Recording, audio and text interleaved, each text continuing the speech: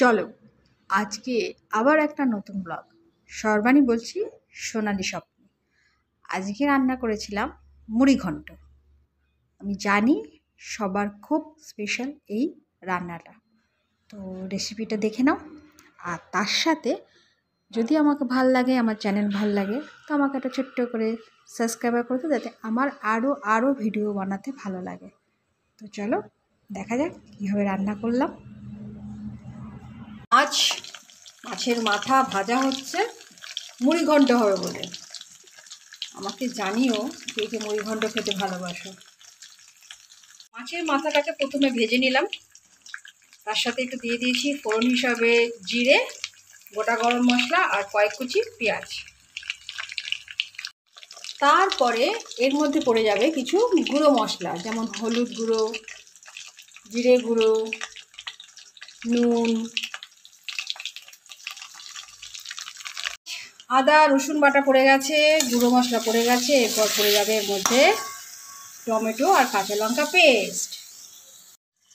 এরপরে পড়ে গেল টমেটো আর কাঁচা লঙ্কা পেস্ট।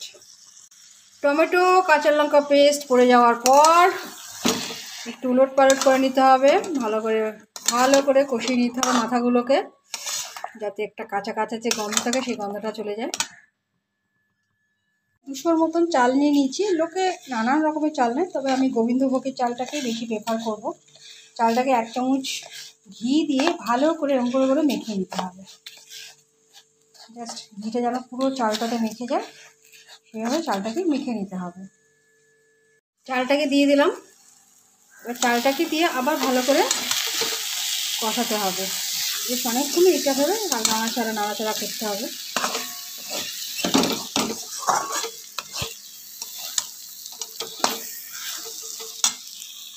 প্রায় শেষ, এবার জল দেওয়ার পালা।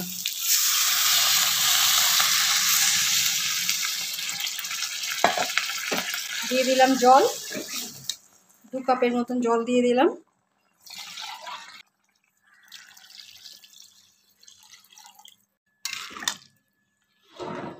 এবার ফুটে ওঠার অপেক্ষা, সেই জন্য ঢাকা দিয়ে দিলাম। আমার তো রান্না প্রায় কমপ্লিট, দেখতেই পাচ্ছ ঘন ঘন হয়েছে, চালগুলো ফুটে গেছে। এবার এর মধ্যে দেওয়ার পালা ছোট্ট একটা টিপস, সেটা হচ্ছে এক্ষুনি দেখতে পাবো। দিয়ে দিতে হবে ঘি,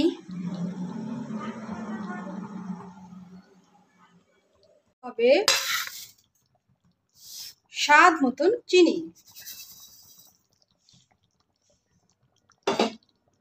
আর এর সাথে পড়ে যাবে গরম মশলা। রান্না কমপ্লিট।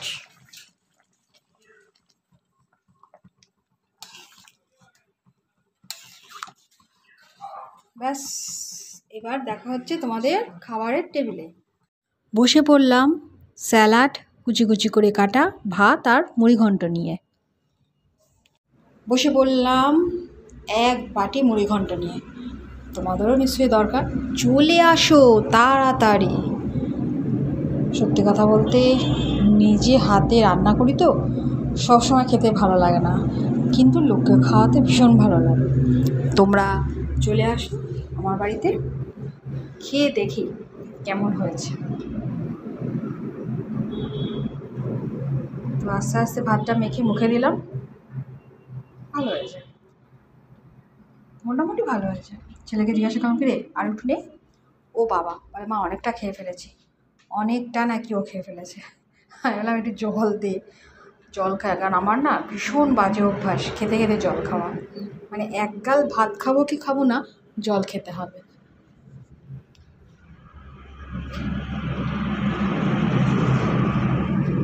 বাবুকে বললাম যে মুড়ি ঘন্ট রান্না করাটা শেখ। বললো মা পরীক্ষা হয়ে গেলে তারপরে সব কিছু শিখবো তোমার কাছ থেকে আস্তে আস্তে। তো রেসিপিটা তো তোমাদের দেখিয়ে দিয়েছি, রেসিপি দেখে দেখে রান্নাটা করে নিও। আর একটা কথা যেটা বলার, সেটা হচ্ছে এই রেসিপি থেকে কে কে রান্না শিখলে আমাকে একবার জানিও। সত্যি বলছি, খুঁজে খুঁজে তার বাড়িতে চলে যাব আমার হাতের রেসিপি রান্না খেয়ে তোমাদের কেমন লাগলো সেটা দেখার জন্য। কি ঠিক বললাম তো?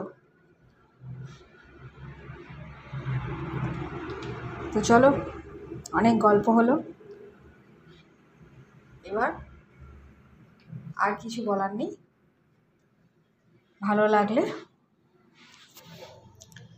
একটা সাবস্ক্রাইব করে দিও। সাবস্ক্রাইবার করলে কি হয়, ভিডিওটা করতে ভালো লাগে।